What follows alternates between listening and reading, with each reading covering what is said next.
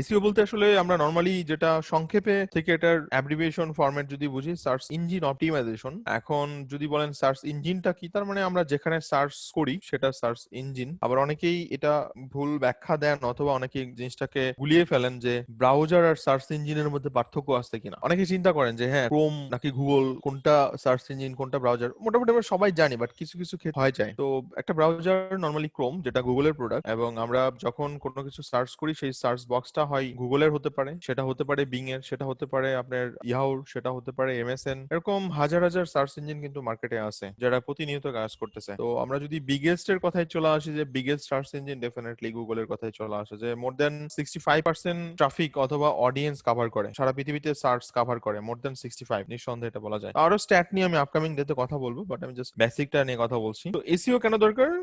Which is the process of optimising your website to get organic or unpaid traffic. খুব সহজ কথা, আমি এখানে একটু গুগলে সার্চ করি যে বাই স্মার্টফোন অনলাইন, আমি একটা কিওয়ার্ড দিয়ে সার্চ করছি, অথবা বাই স্মার্টফোন ইন বাংলাদেশ, আমি একটা কিওয়ার্ড দিয়ে সার্চ করলাম। ওকে, তো এই যে দেখেন একটা কিওয়ার্ড, এই কিওয়ার্ডের উপর বেস করে কিন্তু আমার এখানে রেজাল্ট গুলো চলে আসতেছে। এই যে কিওয়ার্ডের জন্য এখন যদি আমি এখানে ক্লিক করি, সো এরা একটা করে ট্রাফিক পাচ্ছে কিসের উপরে? সার্চ কুয়েরিজ এর উপরে, সার্চ কিওয়ার্ডের উপরে, right? So which is the process of optimising your website. তার মানে ডেফিনেটলি এই ওয়েবসাইট গুলো অপটিমাইজ করা হয়েছে এই কিওয়ার্ডের উপর বেস করে। ওকে, এবং এর থ্রুতে অর্গানিক ট্রাফিক অথবা আনপেইড ট্রাফিক পাচ্ছে, সহজ ভাষায় যদি বলি। তার মানে আমরা এখানে যদি এখন ক্লিক করি, সে ফ্রিতে ট্রাফিক পাচ্ছে, এখানে যদি ক্লিক করি ফ্রিতে ট্রাফিক পাচ্ছে। সেম অন্যান্য রেজাল্ট গুলোর ক্ষেত্রেও সেম কথাটাই বলবো, তাই তো? কারণ এখানে কিন্তু আমরা কোথাও গুগলের অ্যাড দেখতে পাচ্ছি না, এই কিওয়ার্ডের জন্য অ্যাটলিস্ট কোনো অ্যাড নাই। আমরা একটু কিওয়ার্ডটাকে চেঞ্জ করি, ধরেন বললাম যে বাই স্মার্টফোন অনলাইন, এখন দেখি কোনো কিওয়ার্ড আসে কিনা, নো কিওয়ার্ড আসে না। ওকে, কিন্তু রেজাল্টের পার্থক্য আসেনি, প্রথমে পিকাবো, তারপরে অথবা ডট কম চলে আসে, তারপর প্রিয় শপ। ওকে, সো এরা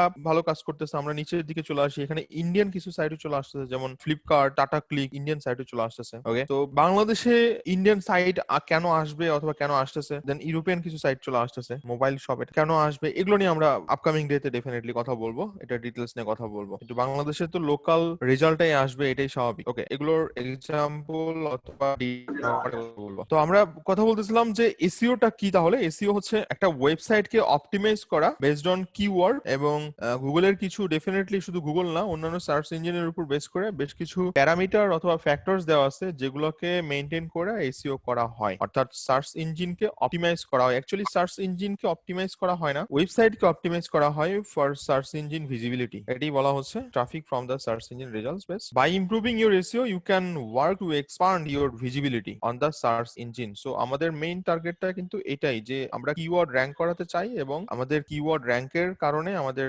ভিজিবিলিটি যাতে বেড়ে যায় সেটার জন্য আমরা কাজ করব। এবং আলটিমেটলি ভিজিবিলিটি বাড়লে কি হবে? This helps you reach and engage more potential customer. So আমাদের ওয়েবসাইট করার উদ্দেশ্যটাই হচ্ছে কাস্টমার অথবা ট্রাফিক আমাদের ওয়েবসাইটে ড্রাইভ করানো। এসইও পারপোজটা আমরা বুঝতে পারলাম।